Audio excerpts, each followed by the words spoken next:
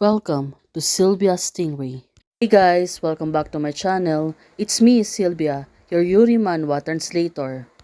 Hey guys, good morning. Let me present you the new bonus chapter 2.1. Lucy Xiao, she was really afraid. She's going to Xian's parents. The evening of Xian's parents' home. Lucy Xiao was sighing. She take a deep breath. And now, seeing her acting like this, Xian grabbed her hands and said to her, "Why are your hands so cold?" Well, definitely, she was really afraid and nervous. Looking at Xian, she grabbed her hands just to feel it, that it was really cold. It's not that the first time you will come home for dinner.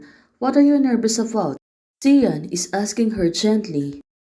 You see, Nunu is more comfortable than you. Well, definitely, Nunu was really comfortable because she's been papered by Xian's parents. Nunu, she really likes Xian's parents. I know my parents are very good, but I'm still not used to it. I am a little nervous. She shouted to Xian. Oh, after hearing this, Xian, she moved closer to her. My wife is beautiful and capable, so don't be nervous at all. Well, definitely, Xian was right. Also, Lucy Xiao was in favor of Xian's father because of her ability to manage the business. Jojo, my parents really like you and Nunu. Right now, Xian, she was holding her tightly. Besides, I am here. Oh, this girl, she was really sweet. Looking at the three of them, a happy family. Xian was holding Lucy Xiao and also Nunu. Mom, your dear daughters and little granddaughters are already back, Xian said to her mom. Now, looking at the family. Come on, Jojo, eat more. Why are you so thinner than last time you went home? Her father was really fond on Nunu. His Nunu is growing taller. Xian's father is asking them. Well, he really likes Nunu. On the other hand, Lucy Xiao has been favored by Xian's mother. Mom and Dad, it's enough. For now, I can't finish it anymore. Xian's mother continued, gave Lucy Xiao the food.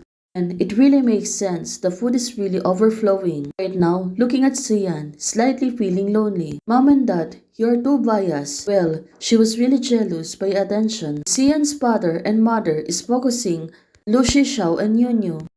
How old are you people? And they are still competing with Xiao Xiao. Well, Xian's mother said, Xian don't need to compete attentions for Nunu. Well, definitely, Xian's mother is right.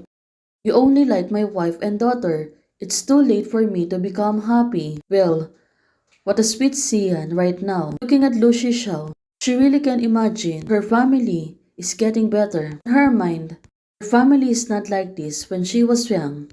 My memory when I was in high school, well, they really treat different, especially for hers.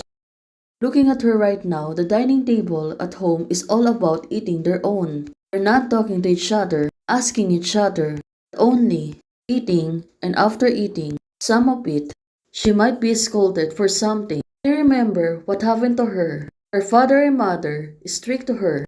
Sometimes she's been taught a lesson by her father. What are you, a fat? That's it. You're a fat girl, so fat girl, like the words.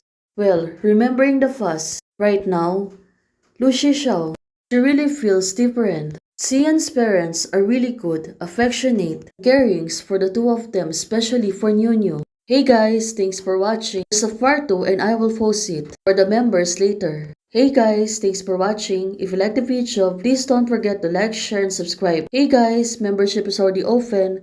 For those who want to support, you can support me by joining the membership or you can directly support me via Ko-Fi. Thank you, bye.